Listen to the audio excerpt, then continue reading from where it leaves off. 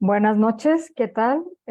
Como siempre ya saben que es un gusto, como dice Daniel, poder compartir aquí como comunidad información que nos ayuda a mejorar nuestra calidad de vida, que nos ayuda a la cuestión de mantenernos en un estado saludable para poder compartir con todas las personas que son importantes en nuestra vida y que aparte representan algo en nuestro camino, ¿verdad?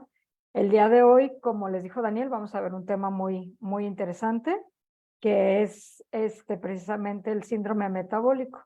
Como siempre saben que este es el nuevo encuentro con la nueva nanotecnología que nos permite aportar un poco más del nutriente necesario en el cuerpo para poder abordar precisamente todos estos temas que son de interés para nosotros. Como siempre, tenemos las reglas de convivencia. Siempre les hacemos como petición mantener sus micrófonos apagados, ya que la sesión queda grabada para ustedes y para evitar que se escuchen precisamente sonidos o que se vicie el sonido y puedan poder acomodarse. Les pedimos siempre que mantengan sus cámaras encendidas, ya que esto nos permite poderlos conocer y pues como les decía, espero pronto poderlos conocer en persona. Dejar las preguntas en el chat, sobre todo en la parte final, donde Daniel nos hace favor de leer un poquito de las preguntas que tenemos o de las dudas que tienen ustedes. Vamos a ver la parte de la genómica nutricional en el síndrome metabólico. Para empezar, tenemos que entender el alcance o la importancia de lo que tiene este problema, ya que este problema es una situación que actualmente en México estamos padeciendo bastante, una por el sedentarismo que tenemos, otra por las cuestiones de las jornadas laborales que llevamos, que actualmente realmente tenemos un problema en condiciones de no poder tener un buen descanso. Y aparte de eso, pues la alimentación que llevamos. Entonces nos dice que según el Instituto de Métrica y Evaluación en cuestión de salud, las principales causas de muerte en los mexicanos son la enfermedad cardiovascular, la diabetes mellitus tipo 2 y las enfermedades renales crónicas. Por lo tanto, se tiene consideradas estas afecciones como un problema de salud pública a nivel nacional. Esto es un tema de interés que ya tiene más de 15 años que nos está preocupando mucho en la cuestión del sector salud, ya que, como lo menciona aquí, las primeras causas de muerte son estas tres. Nos dice también que existen diversas formas de abordar estas alteraciones. Una de ellas es precisamente el síndrome metabólico, que se compone según la Federación Internacional de Diabetes por el conjunto de diversos indicadores metabólicos relacionados entre sí, como la parte de hiperglucemias, que es precisamente la glucosa elevada en sangre, la hipertensión arterial, el aumento de la circunferencia abdominal, o sea, el abdomen, que ya lo vemos muy abultado tanto en hombres como mujeres. Anteriormente era muy común solo en hombres, actualmente ya estamos en la misma estadística.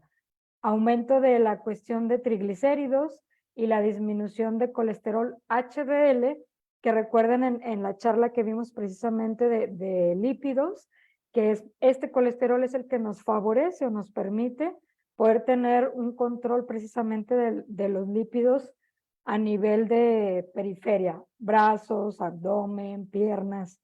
Y también nos dice que el diagnóstico de este síndrome se utiliza como un predictor de riesgo para enfermedades cardiometabólicas. ¿Qué quiere decir? Alteraciones en cuestión de glucosa, colesterol, triglicéridos y a nivel de corazón, a nivel de infartos, a nivel de arteriosclerosis, a nivel de accidentes cerebrovasculares. Tenemos también, mucho antes de entrar en tema, ¿qué es la genómica nutricional? Bueno, pues la genómica nutricional tiene como objetivo la parte de definir cómo los genes van a interactuar precisamente con los elementos de la dieta humana. ¿Qué quiere decir? Nosotros simplemente por ser mexicanos ya tenemos un 80% de probabilidad de detonar precisamente uno de estos puntos, que es la diabetes. Al existir en el cambio de nuestra alimentación que hemos tenido a lo largo de más de 30 años, en el incremento de carbohidratos simples, grasas saturadas, proteínas en exceso, hemos modificado precisamente el gen, que actualmente ya ahora tenemos una deficiencia del GLUT4 o una alteración en el GLUT4, que precisamente a nivel celular es lo que nos favorece o nos permite el metabolismo de la insulina para poder llevar a cabo la función metabólica en cuestión de glucosa. Nos dice que estas interacciones de la dieta humana van a ser modificadas por el metabolismo celular y van a generar cambios en el perfil metabólico que pueden estar asociados con la susceptibilidad y el riesgo de desarrollar enfermedades comunes como las que ya mencionamos: hipertensión, diabetes, enfermedades renales y enfermedades cardiometabólicas. Vamos a ver qué es el síndrome metabólico. Bueno, pues el síndrome metabólico es un grupo de afecciones que en conjunto van a aumentar el riesgo de sufrir cardiopatías. Ya les decía, puede ser la parte de un infarto, la parte de arteriosclerosis e incluso puede llegar a dañar el pulmón y el cerebro. Nos dice que no solo son enfermedades de cardiopatía coronaria, sino también diabetes, accidente cerebrovascular y otros problemas de salud que se consideran graves a partir del conjunto de estas enfermedades. Y el síndrome metabólico también se denomina síndrome de resistencia a la insulina. Recuerden que ahorita, en la actualidad, es muy importante para nosotros evaluar precisamente esto, la condición de la insulina, para poder prevenir precisamente este tipo de situaciones y afecciones. Nos dice que en la fisiopatología del síndrome metabólico se imbrican alteraciones, o sea, se van a ver implicadas alteraciones en el metabolismo glucolipídico, o sea, hace la parte de la glucosa y de las grasas, donde va a haber estados proinflamatorios y protrombóticos que van a alterar precisamente la comunicación a nivel de cerebro, corazón y sistema endocrino.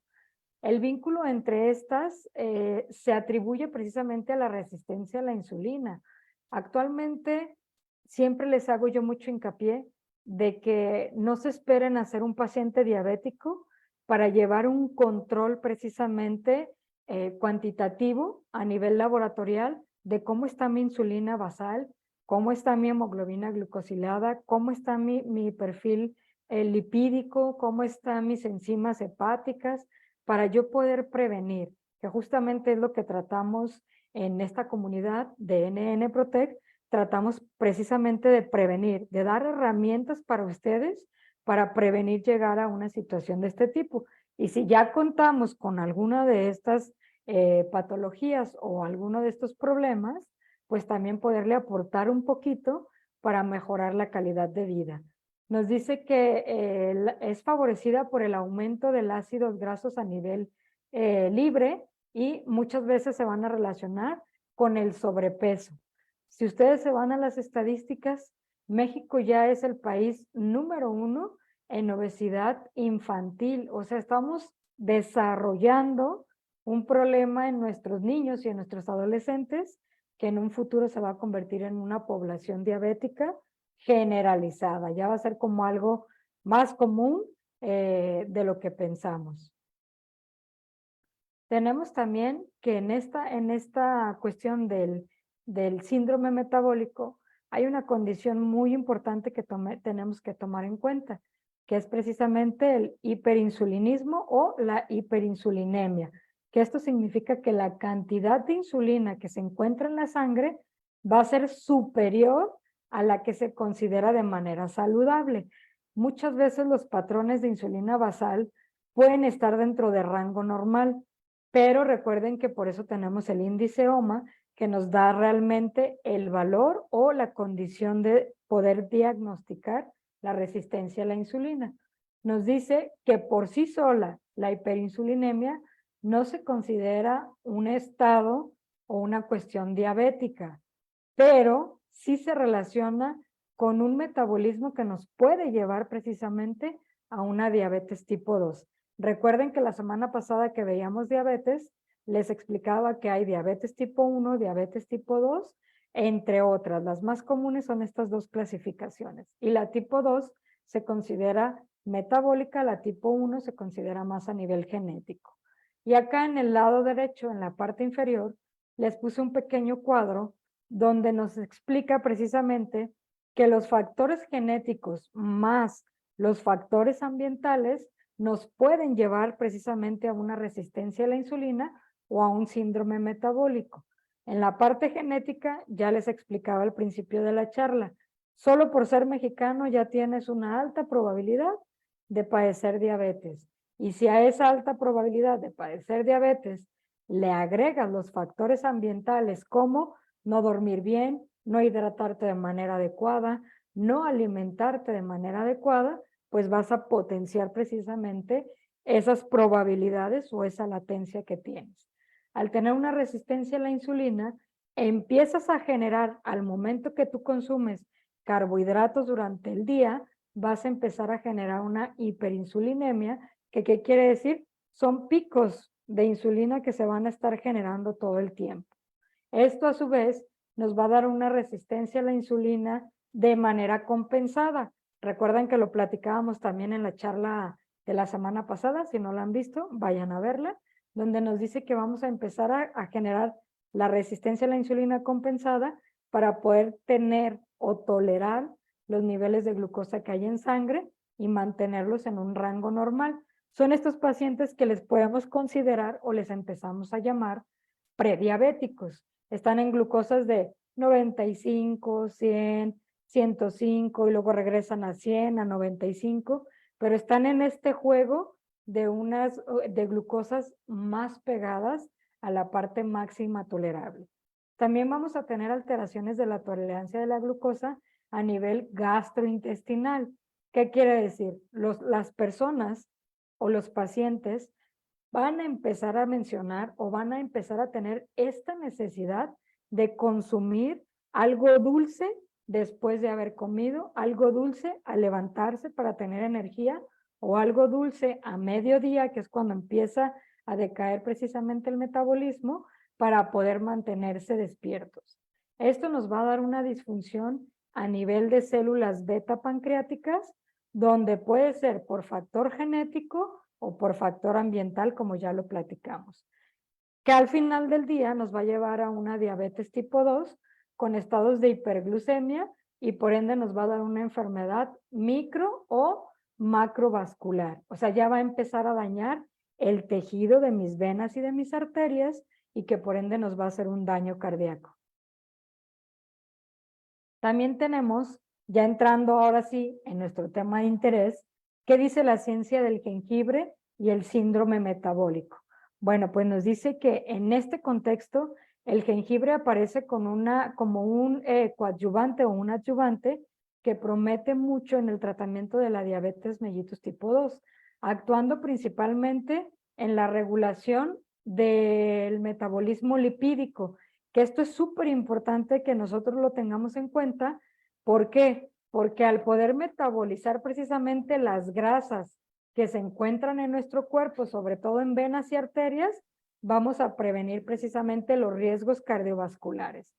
También el consumo de jengibre va a mejorar las actividades antiinflamatorias, porque recuerden que la insulina nos decía precisamente eso, que va a favorecer a los procesos de inflamación. Aparte de eso, nos dice que va a actuar sobre la modulación de la secreción y la respuesta a la insulina. ¿Qué quiere decir? No va a permitir que el cuerpo realmente tenga estados de hiperinsulinemia, que va a favorecer a que se mantenga en un control y que no esté con esos picos y esas elevaciones en nuestra sangre. También con un mínimo de efectos adversos y una recuperación metabólica incrementada. Esto hace mucho hincapié este estudio porque una de las contraindicaciones que vamos a encontrar es que el jengibre se ha dicho que no se puede utilizar a nivel a nivel de hipertensión. Aquí lo que queremos hacer es precisamente mejorar los lípidos para bajar el riesgo de enfermedades cardiovasculares. Solo que si el paciente ya tiene una alteración o una condición en la cuestión de hipertensión, vamos a disminuir solamente la cantidad. En vez de darle 10 gotas o 15 gotas, le vamos a dar 5 o le vamos a dar 7. También nos dice que un examen sistemático en el que se investigaron los efectos del jengibre sobre los lípidos de personas con diabetes demostró que además del colesterol total y el LDL, el producto fue capaz de reducir los niveles de triglicéridos cuando se utilizó en dosis de 1 a 3 gramos diario. Aquí lo que estamos hablando es el puro jengibre. Ya hablando de la nanotecnología, nosotros utilizamos de 5 a 10 gotas, dependiendo la condición del paciente. También nos dice que la evaluación de los marcadores de lípidos en personas con diabetes nos da precisamente las complicaciones derivadas de la acumulación de grasa, como la obesidad, la hipertrigliceridemia, el síndrome metabólico, la arteriosclerosis y otras enfermedades cardiovasculares. De aquí es de donde parte la importancia de nosotros complementar a los pacientes o a las personas que conocemos con esta patología precisamente con el jengibre, porque nos va a ayudar a regular precisamente los lípidos de nuestro cuerpo. Y nos dice que aunque solo una parte de las variables lipídicas que fueron investigadas en este estudio, se demostró o se presentó una disminución razonable o una disminución notoria, entre otros ensayos clínicos que validan que el uso suplementario de jengibre es eficaz para reducir los rangos de lípidos en personas con diabetes mellitus tipo 2. Ahora, algunos de los beneficios que nosotros vamos a encontrar en el síndrome metabólico a nivel de lo que va a ser la cúrcuma van a ser los siguientes. Además de su efecto en disminución de la insulina, demostró sus efectos a nivel de disminución de insulina y también de la parte de que fue muy parecido a lo que hace la metformina sin los efectos secundarios. También la administración de cúrcuma durante 9 meses en pacientes diabéticos demostró preservar la función pancreática. ¿Qué quiere decir esto?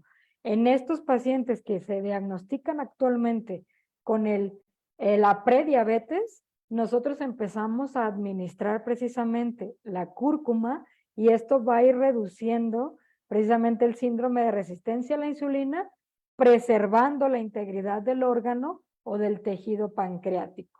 También nos dice que evita los efectos negativos de la insulina a nivel muscular, ocasionado por el ácido palmítico. Este ácido palmítico, cuando empieza todo este síndrome metabólico entre las cuestiones lipídicas y la resistencia a la insulina, empieza precisamente a dañar el músculo y las personas empiezan a tener una depresión muscular o una depletación muscular, que quiere decir empiezan a perder su masa muscular. Entonces, cuando nosotros administramos de manera preventiva y aún ya en la patología la cúrcuma, vamos a favorecer que no se esté perdiendo la masa muscular. También nos dice que mejora la captación de glucosa a nivel de los músculos. Recuerden que los músculos en realidad tienen una función endocrina que nos van a dar precisamente la regulación metabólica a nivel termogénica para poder tener el control de lípidos y poder mantener al cuerpo con la grasa necesaria solo para protección. También nos dice que va a actuar sobre los receptores muscarínicos precisamente de la acetilcolina. Tenemos que también la curcumina ha demostrado que puede aumentar la secreción de insulina en personas con resistencia a la insulina, lo que sugiere un beneficio para el tejido pancreático. ¿Qué quiere decir? Muchas veces en este estado de hiperinsulinemia, ¿qué pasa? El páncreas se forza a trabajar y el estarse forzando nos hace que las células beta pancreáticas se vayan deteriorando. Es como si a ustedes ahorita yo les digo que los vamos a meter a una jornada laboral de 72 horas sin dormir. Quizás lo van a aguantar, pero en cuanto pase esta jornada van a querer descansar. El problema es que les voy a decir, después de esas 72 horas, van a seguir con una rutina de trabajo de 12 horas. Entonces va a llegar un momento en el que su cuerpo ya no va a resistir.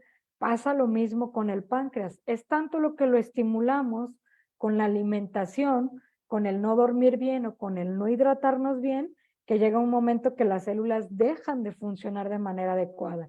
Y entonces nos empiezan a dar una insulina de muy baja calidad. Ya no solo es resistencia, sino que nuestra insulina ya no es de una calidad adecuada para poder metabolizar precisamente los carbohidratos, entre otras más funciones que tiene la insulina. Y esto favorece a que la insulina que el páncreas esté secretando sea de una alta calidad para no forzarlo a trabajar extra. También nos dice que la administración de cúrcuma en personas que tienen resistencia a la insulina puede aumentar la sensibilidad a la insulina. ¿Qué quiere decir esto? Son las cuestiones que hemos estado hablando a lo largo de las charlas, que justamente cuando nosotros damos un complemento alimenticio, lo que damos es sensibilizar a la célula para que sea capaz de hacer sus funciones. No es un suplemento, sino un complemento. Y también nos dice que la curcumina aumenta la producción de adiponectina y regula la secreción de leptina. Esto nos va a dar precisamente un estado de saciedad a nivel de metabolismo y por ende nos va a ayudar a regular los niveles de grasa corporal. ¿Por qué? Porque si nosotros no tenemos esta necesidad de estar consumiendo carbohidratos o de estar consumiendo alimentos a cada momento del día, pues obviamente el metabolismo se va a ver regulado y nuestra grasa va a ser solo la necesaria para protección. Nos dice que la inflamación excesiva del tejido adiposo es un biomarcador que es muy representativo a nivel metabólico. Sobre todo se va a relacionar con la parte de la obesidad y el síndrome metabólico. Las personas que tienen obesidad tienen una sobreexpresión del factor de necrosis tumoral alfa. Esto a nivel del tejido adiposo, o sea, empiezan a inflamarse.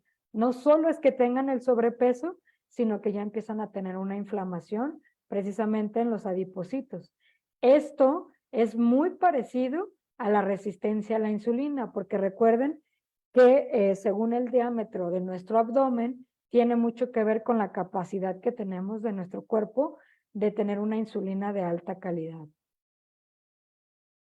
Ahora vamos a ver qué nos dice la ciencia en cuestión del Dreaming Deep o la parte de la melatonina y el síndrome metabólico. Bueno, pues nos dice que el reloj circadiano controla los ciclos de sueño y vigilia, que esto ya tuvimos también otra charla.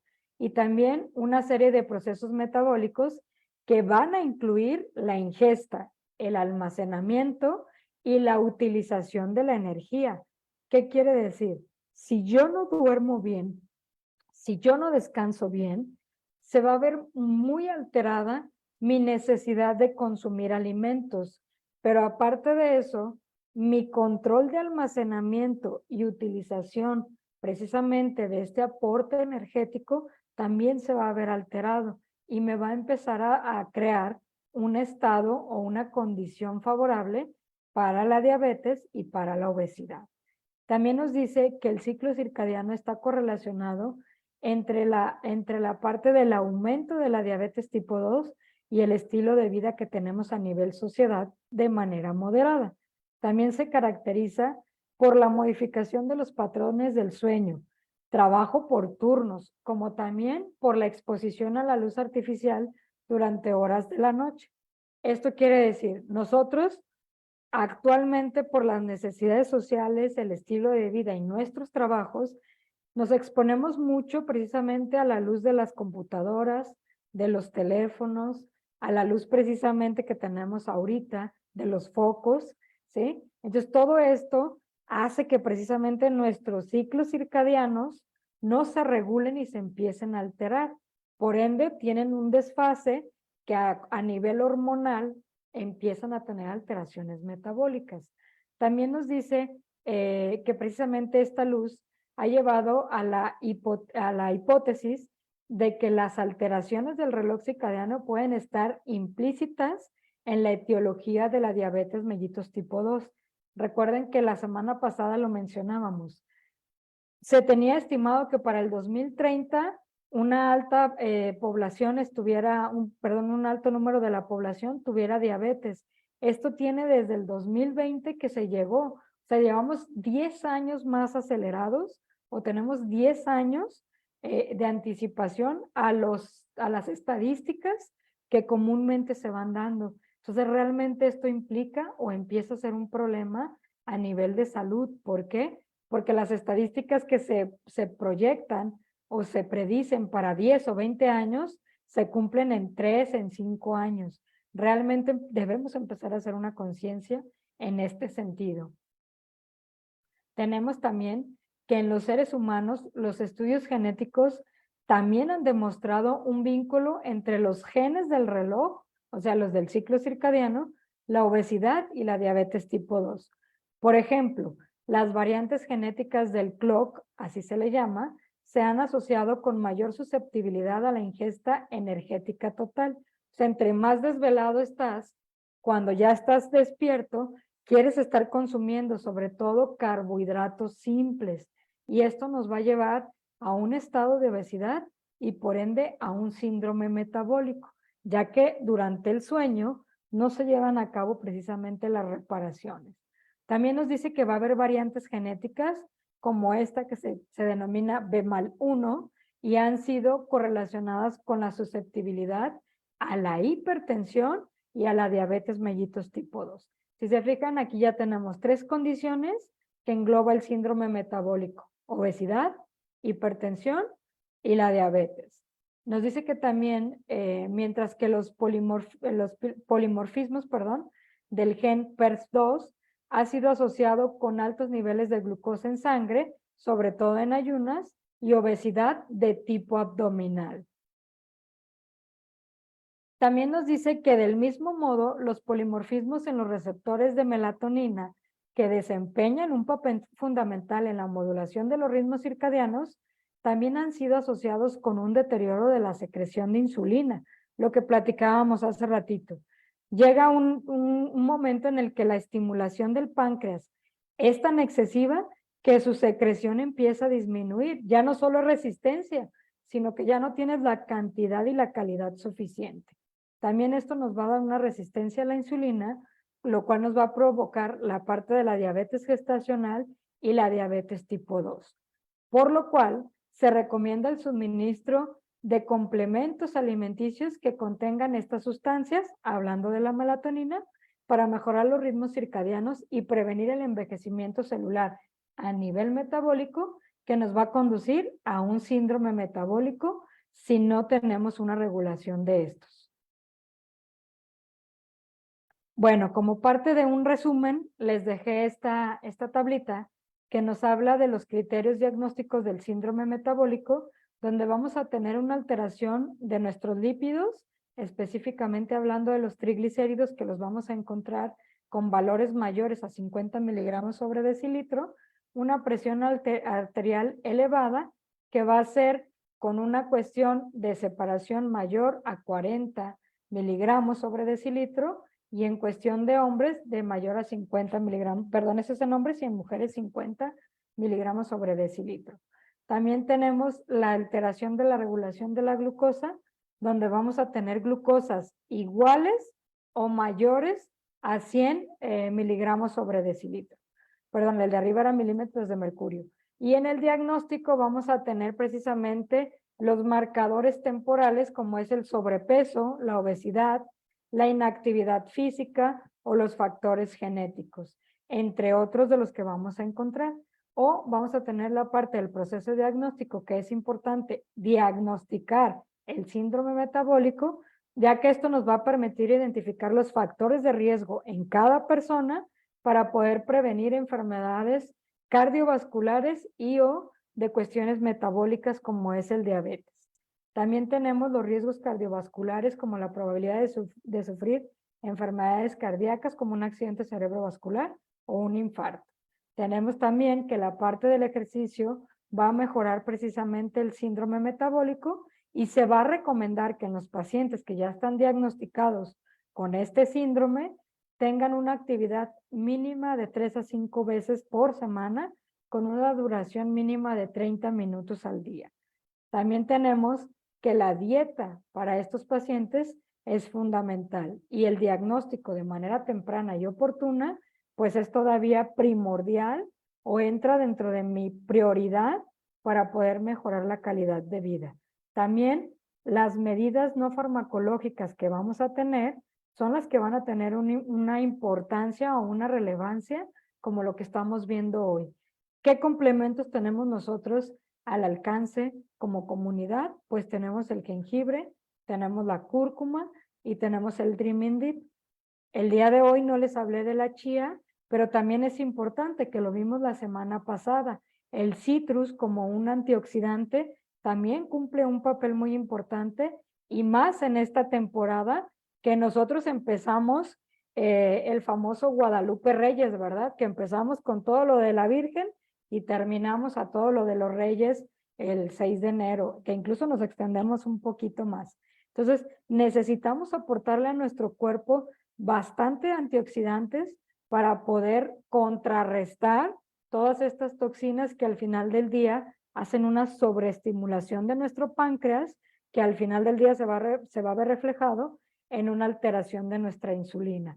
Por ende, nos va a llevar a la obesidad, a la elevación de presión arterial, mal metabolismo de los lípidos y por ende nos lleva a una diabetes mellitus tipo 2. Como siempre, saben que les pongo una dosis de recomendación. Claro que esto, recuerden que siempre va enfocado a la individualidad. Esto es de manera general, pues siempre es importante valorar al paciente o a la persona que se lo vamos a recomendar para poderle dar una dosis más adecuada. Pero de manera general, utilizamos la cúrcuma, una cápsula cada 12 horas en adulto. En el adolescente vamos a tener una cápsula cada 24 horas y en el pediátrico vamos a tener de 5 gotas cada 12 horas. Hablando del jengibre, le vamos a dar una cápsula cada 12 horas en el adulto, una cápsula cada 24 horas en el adolescente y en el pediátrico puede ser de 1 a 3 gotas según la tolerancia. Y esto cada 12 horas o cada 24 según la tolerancia. Y en la parte del Dreaming Deep vamos a tener que vamos a administrar en el adulto de 10 a 15 gotas una vez al día por la noche. De preferencia, 30 minutos antes de que la persona se prepare para dormir. ¿Por qué les hago este hincapié de 30 minutos antes de que se prepare para dormir? Porque si tú te lo tomas a las 8 de la noche, pero todavía vas a dar de cenar o vas a cenar, vas a preparar tu día para el día siguiente, vas a preparar tu ropa, tu comida, vas a hacer todas estas actividades, solo vas a provocar una fatiga a nivel cerebral que eso no va a permitir que tengas un buen descanso. Entonces, si ya te vas a preparar para dormir, cuando menos 30 minutos antes, tomar esta dosis para que realmente tenga el efecto, porque muchas veces nos han hecho esta cuestión de que es que me lo tomo, pero no me hace efecto. Siento que no me funciona. Si no ponemos las condiciones para que tanto la melatonina de manera natural como la melatonina química junto con la GABA y la L-teanina tengan una acción, no te va a funcionar. Por eso es importante la higiene del sueño. Y en el caso del adolescente, vamos a utilizar de 7 a 12 gotas cada 24 horas, esto es dárselo por la noche. Y en los pediátricos vamos a tener 5 gotas cada 24 horas por la noche. Aclaro, es muy raro nosotros encontrar en el paciente pediátrico un síndrome metabólico, pero sí actualmente encontramos muchos niños con sobrepeso, con obesidad y con diabetes infantil, por lo cual están incrementando precisamente su riesgo a padecer un síndrome metabólico e incluso a una edad temprana de adolescente o adulto joven de poder padecer enfermedades cardiovasculares. Por eso es que sí se mete en este caso una cuestión de dosificación preventiva para estos pequeñitos.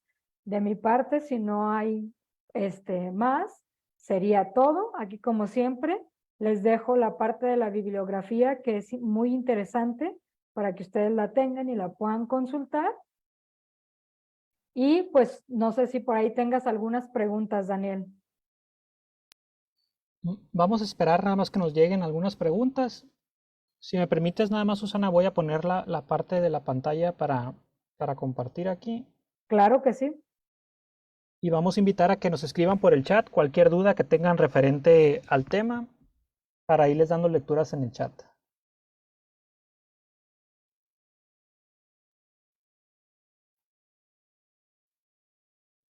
Ok, voy a compartir.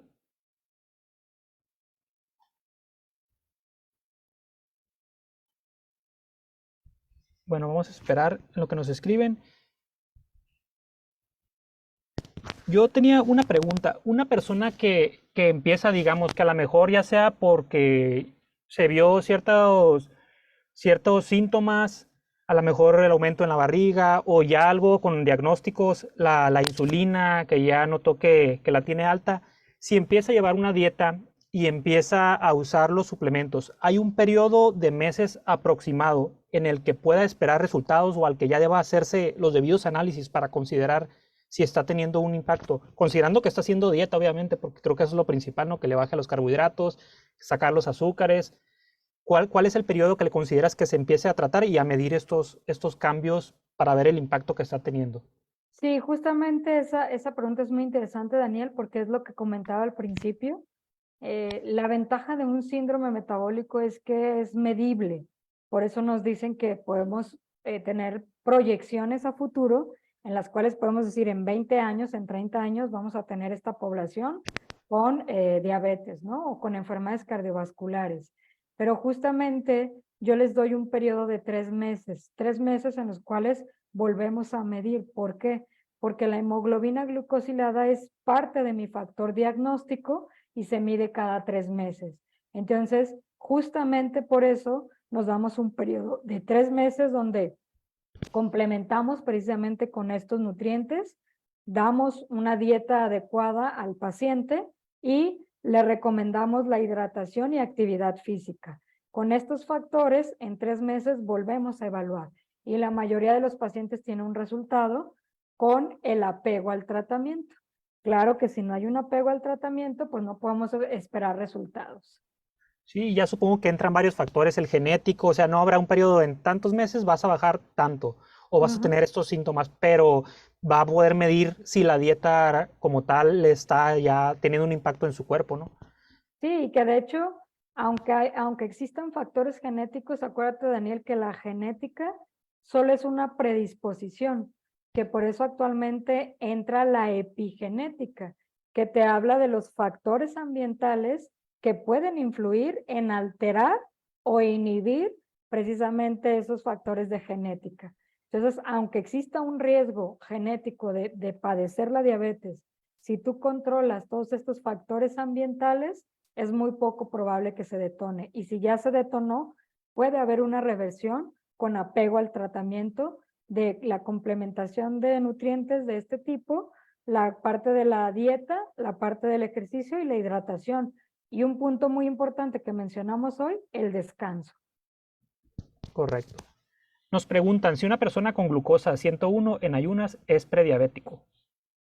Se considera ya que tiene un factor de riesgo. No lo podemos considerar prediabético porque tenemos que mandar a hacer los otros estudios, como lo es la hemoglobina glucosilada, la insulina basal, e incluso podemos mandar a hacer curva de tolerancia a la glucosa para tener una mayor seguridad de que no está teniendo un buen metabolismo a nivel de glucosa. Entonces necesitaríamos hacer estos estudios. ¿Por qué? Porque muchas veces puede ser que el mismo estrés que la persona tenga antes de dormir nos haga que en la mañana se levante con niveles de glucosa elevado. O también puede ser que lo que cenó sea tan pesado para el cuerpo que como todo, acuérdense que cuando vimos lo de la parte del sueño, todo empieza a bajar, oxigenación, frecuencia cardíaca, tensión arterial, temperatura, y no permite precisamente que el cuerpo se mantenga en una activación digestiva, sino que se mantenga en reposo, y si cenó muy tarde o lo que cenó era con una gran densidad en carbohidratos, va a amanecer con una glucosa elevada. Entonces es importante evaluar los factores. Yo le recomendaría que se hiciera estos estudios para poder darle un diagnóstico y poder empezar a prevenir con estas situaciones o darle el suplemento adecuado a su necesidad. Correcto. Nos preguntan por cuánto tiempo debe hacer el tratamiento. Mínimo son 3 meses. Recuerden que ya lo hemos platicado. Si tú tienes 20 años con la cuestión diabética, no vamos a esperar que en un mes, en una semana, ya cambies. Vas a sentir cambios, vas a empezar a mejorar, pero mínimo son 3 meses, ya que recuerden que la parte de la mitosis y la meiosis a nivel celular general se da en 90 días, que son precisamente los 3 meses. Por eso, para empezar a programar a nuestra célula, hablando de epigenética, mínimo necesitamos 3 meses. Y de ahí vamos evaluando y vamos modificando el tratamiento. Correcto. Nos preguntan si necesariamente es importante la quema de la grasa abdominal. Muy importante, porque recuerda que la circunferencia abdominal, junto con la circunferencia de tu cadera, hace algo que se llama ICC, que es índice circunferencia de cintura-cadera, y eso nos da un factor de riesgo aterogénico o un factor de riesgo cardiovascular. Entonces, realmente la parte abdominal para nosotros a nivel metabólico es muy importante, y sí, es parte del factor que necesitamos implementar para disminuir el síndrome metabólico. Ok, no necesariamente por la estética o por la No. parte, porque generalmente se le relaciona que a veces es lo último que se, haciendo ejercicio, que es lo último que se quema como tal, pero entonces hay una necesidad ya de salud de empezar también a bajar eso. Exactamente. Y aparte ya les he dado a lo largo de las charlas, por ejemplo, les he comentado que se prepara una agua metabólica en la cual ustedes le ponen cúrcuma y jengibre y la pueden estar tomando durante el día. 10 gotitas de cúrcuma y 10 gotitas de jengibre, y eso nos acelera el metabolismo. Si a eso le aunas que vas a hacer actividad física, te va a favorecer precisamente a la grasa, a la quema de grasa, perdón, sobre todo en el abdomen. Y pensando en unir tanto dieta, obviamente los suplementos y ejercicio, ¿hay un periodo del día en el que para quemar grasa, para bajarla, haya un horario específico o eso depende ya de la genética o la predisposición? Fíjate que eso sí depende mucho del cuerpo. En cuestión de nutrición funcional, lo que les recomendamos es, hay unos valores que hacemos con la frecuencia cardíaca. Nosotros debemos de medir la frecuencia cardíaca para identificar si el paciente tiene una disposición de quema de grasa por la mañana, por la tarde o por la noche, pero se da a partir de la frecuencia cardíaca. Si tú no elevas cuando estás haciendo actividad física, no logras elevar tu frecuencia cardíaca por arriba de los 150 latidos por minuto, no estás haciendo una quema de grasa. Solo estás teniendo una actividad física que te es funcional, que te ayuda con la actividad del metabolismo, pero no estás quemando grasa. Entonces eso también es muy importante. Si quieres, nada más me acuerdas, Daniel, y te subo la tabla de los factores para que ellos tengan también esa herramienta para cuando hagan actividad física. Muy bien. Y nos preguntan a cuántos gramos equivale la cápsula de jengibre versus las 20 gotas. Mira, las 20 gotas son 2 dosis porque la cápsula viene de 10 gotas y más o menos es el equivalente, si no me equivoco, pero si no se los checo bien, 180 gramos de jengibre. Realmente es mucho lo que tendrías que consumir para el aporte que te da la gota o la cápsula. Correcto. Pues estoy esperando me envíen un poco más de algunas preguntas. Han sido todas hasta el momento. Solo quisiera recordarles que los datos de contacto están apareciendo en pantalla para en caso de que deseen hacer un consumo de algunos productos, se acerquen a una de las personas de la comunidad o bien dudas ya específico de esto. Vamos a tratar de generar materiales específicos para facilitar un poco la retención de el diagnóstico que pudieran tener, qué síntomas y con cuáles asimilar un poco que pudiera ser síndrome metabólico. Entonces, por ahí vamos a estar en las redes sociales compartiendo esta información. Y les quisiera recordar nada más el horario en el que vamos a estar transmitiendo para la sesión del próximo martes a las 7 de la Ciudad de México, 7 de El Salvador, 8 de Colombia y 8 de Texas. Yo creo que por el momento sería todo, Susana. Te agradecemos mucho. No nos hicieron llegar un poquito más preguntas, pero entonces quedamos ahí satisfechos con el tema y bastante bien manejado como siempre. Te agradecemos Gracias. bastante. Cuídense, Ahí, para mí siempre es un placer estar con ustedes.